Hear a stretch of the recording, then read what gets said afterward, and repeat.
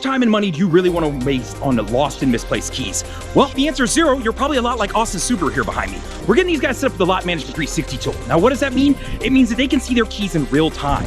So if a key gets left in a car, or it's in their keeper machine, or it's dropped in a cup holder, or simply just fell out of someone's pocket, they can quickly figure out where this key is at on the campus. Want to know how that works? Let me show you.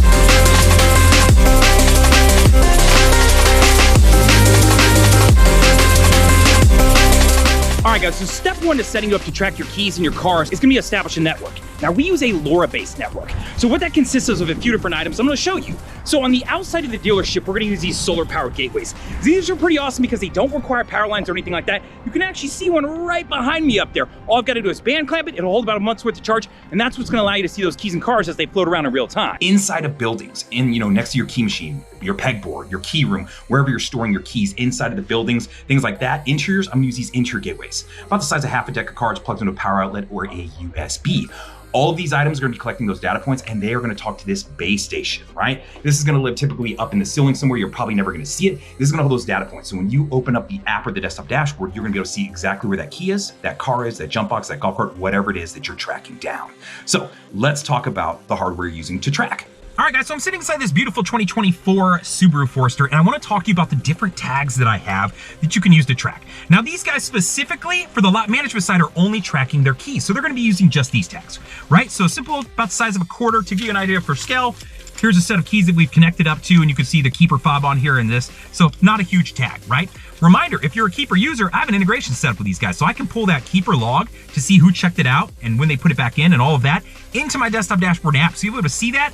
And then when it is checked out, now I can see if this key is left in this car. Super cool, right? So these guys are using the key tags. Understand these key tags, you can also use them on jump boxes, golf carts, dealer plates, whatever that item is that you may want to track that seems to grow legs and wander around at the dealership. Now, the standard tag that I use for cars, this teardrop tag right here, right? QR code on the back to be able to scan it and connect it up, which I'll show you next in the phone app. So all I got to do, throw this around the rear mirror, and now I'll know where this car is, right? I can have this connected to the keys. So now when I search the stock number, I'll know where the keys are at. They can be over there. I know where the car is at as well, right? So that's the basics. Now, if you're saying, hey, I've got some loaner cars or some different cars that I want to track both on and off campus, or maybe you want to track all of your cars off campus. Well, I've got a couple options for that as well. My OBD2 device is pretty basic, right? You plug this into the OBD2, it'll turn on and track whenever the car is turned on. And when you turn it off, it'll mark that location. And I can set these up with some different odometrics if you want to know tire pressure, if you want alerts on battery life of the car, some different things. Now, if you're saying, well, what if somebody unplugs this, Justin, and throws it on the floorboard? This will actually still track for one more week. It'll ping once a day. But if you're saying, well, what if they unplug it and throw it out the window, Justin? Cool, well then why don't you get my battery packs? You can hide these anywhere in the car you want and it'll track. Doesn't have to be plugged in the OBD2. So if you want to shove it up into a seat, if you want to throw it under the spare, hide it in the glove box, wherever you want to put it, understand I have options for different and varying situations, right?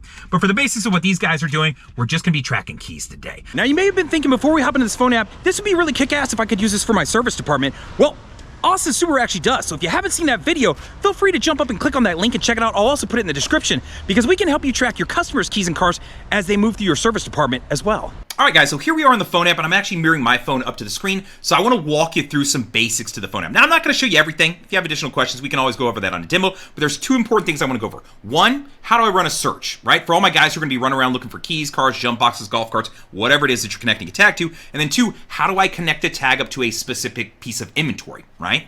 So let's talk about running a search first. So I'm going to hit that top left button that says find a key, find a car. Go ahead and click on that. Now, from here, you're going to see your entire inventory feed land inside of here, whether it has a tag connected to it or not. So what I'm doing is integrating either DMS or your inventory feed, or whatever you're providing me with that information. So perfect example, I can see that this 2023 Acura Integra has the key tag because you can see that little key icon, but that 2009 Audi underneath it has nothing connected to it yet. So you're going to be able to see everything regardless if a tag is connected or not, right?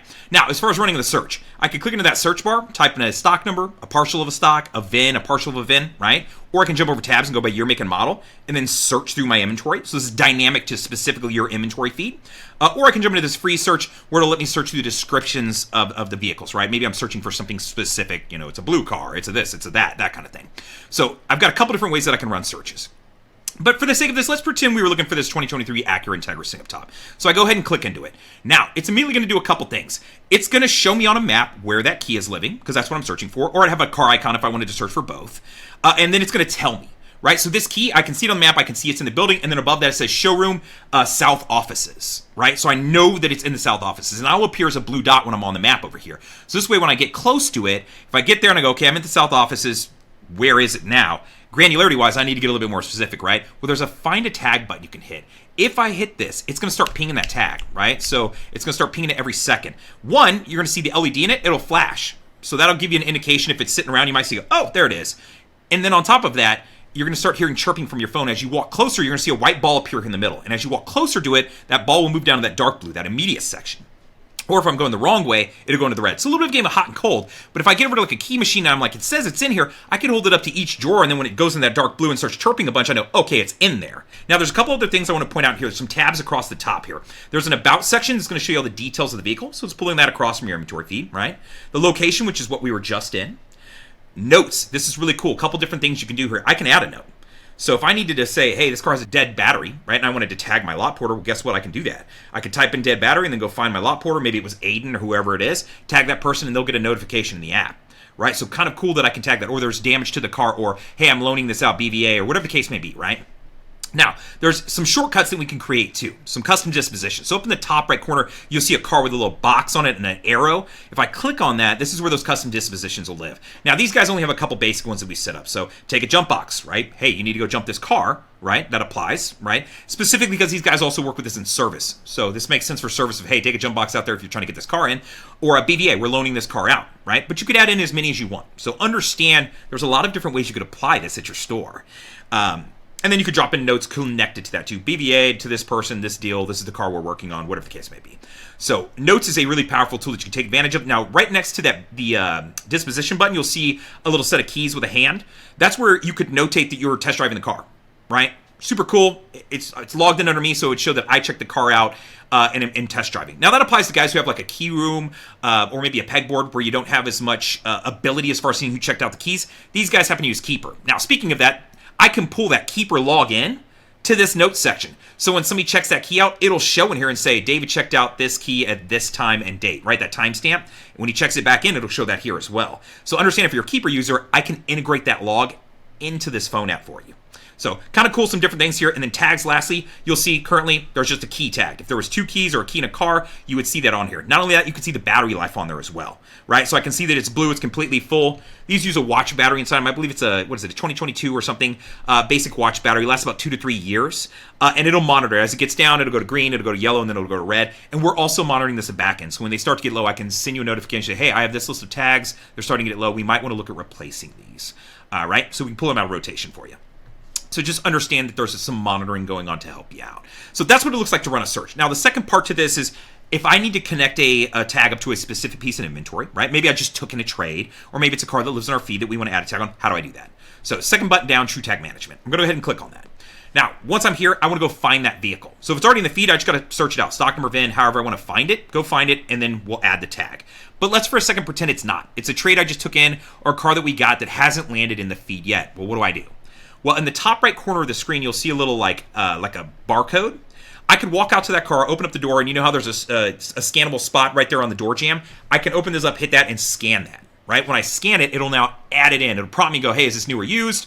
And then we can add it into the system, right? Once you add it in, it'll appear here. You'll see the VIN, stock number, whatever the case it'll give me. You just wouldn't see images because they don't exist yet. And then when it lands in your feed, it'll merge them up. So kind of cool that you can add in something like a trade or some cars that maybe you've gotten in that haven't landed in the feed yet.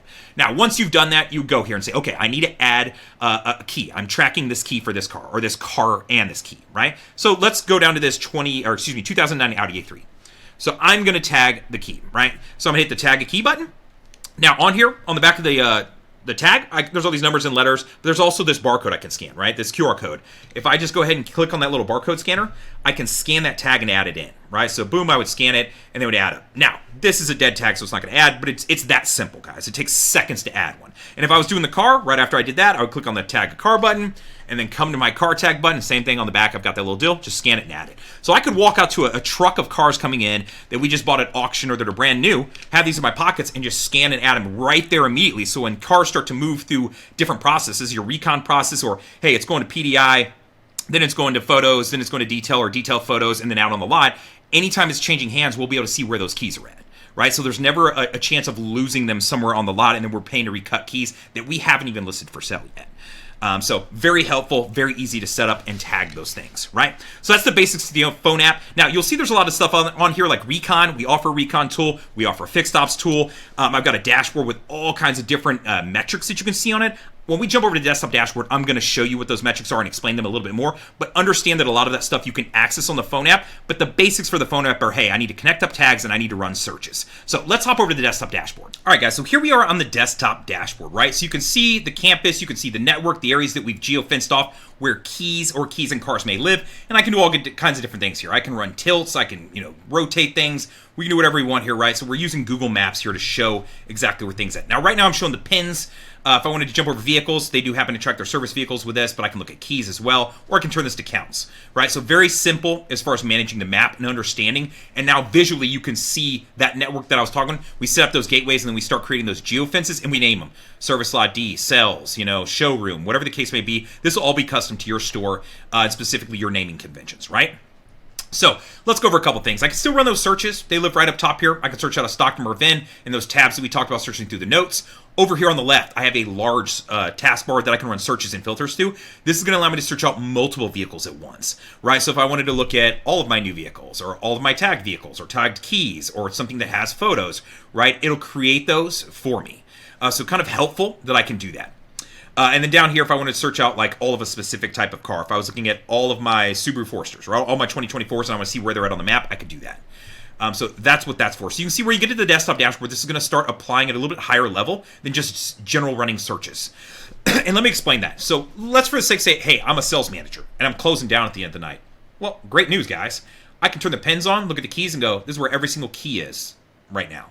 So if I'm looking at this and I'm seeing some keys that are out here on the lot, well, I potentially have an issue. And I can click on this geofenced area and it'll show me the 3 keys that are living here. Now, a couple of these happen to be fixed ops, right? So these are service keys that are out in cars, which is still a concern. Why are they going to be out there? Now, it's the middle of the day right now, but at the end of the night, this would be a concern. But then lastly, I can see that I have a 2024 Subaru Outback Limited, and I can click into it, and it's going to show me, hey, this key is actually out here on the lot right now. So either somebody's standing out there, or we've potentially dropped the key, right? So at the end of a night, this becomes very easy to make sure all of my assets are making it back into the building to be protected, right? Whether they're living in your key room, the showroom, in a key box, wherever you're storing your keys, I should be able to quickly put this store together and understand at the end of a night, how can I close down and manage my assets? Now, there's different ways you can apply this on the other end of that, right? So we talked about closing, let's talk about opening. If I scroll across the top here, there's some last sightings tabs. So these guys are just doing keys, so I'm not going to focus on the inventory, but understand you can do this for both. So if I said, hey, I've got 5 sets of keys that in the last 24 to 72 hours, these have left the campus, and we haven't seen them. Now, it's going to show me the last location that they were at, so that last area before they disappeared, because it is, pinging the key every 7 seconds and then updating the map every couple minutes. So this way, I could look in here and go, okay, what do I have to consider? Now, 1, 2, 3, 4 of these are going to be related to service, and then 1 is specifically going to be related to the retail side, right? Now, you could divide these up. Understand these guys wanted it all on one dashboard, but if you wanted a service dashboard and a retail dashboard separate, it's something we could set up. But you can manage this and understand when things leave. I want to know when they left, so I can click in and go, okay, it left at 11/9/2023 at 3:33 p.m. Central Standard Time. Right? So I can start to understand that. And once I'm pulling in that log, I'll be able to see who the last person was to check it out by jumping down to the notes. And I can simply come down here and go, okay, well, let me go into the vehicle details. Let me go down to the notes and go, okay, who was the last person to have this key? Right? So if you have that keeper set up and we can integrate that log, kind of something cool you can take advantage of. And then I can start putting together a story very fast. And maybe there's a note, right? Maybe they left a note as to why this key is leaving. Maybe the car left with it. It went over for a recall. It was some used car that you bought, right? Or whatever the case may be, right? We had to send it off somewhere specific for some work done.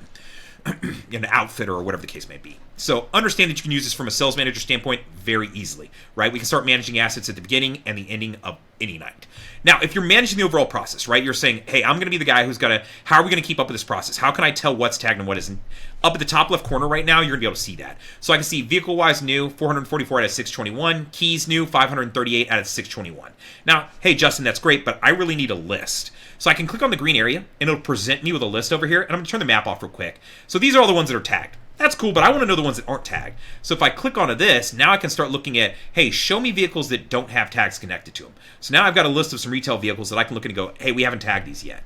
Now I can sort these by days in inventory, because some of them might be 1 day old and we just haven't gotten it yet. But if I get down to the bottom of this list where I have some older age units, I want to know why these cars aren't tagged.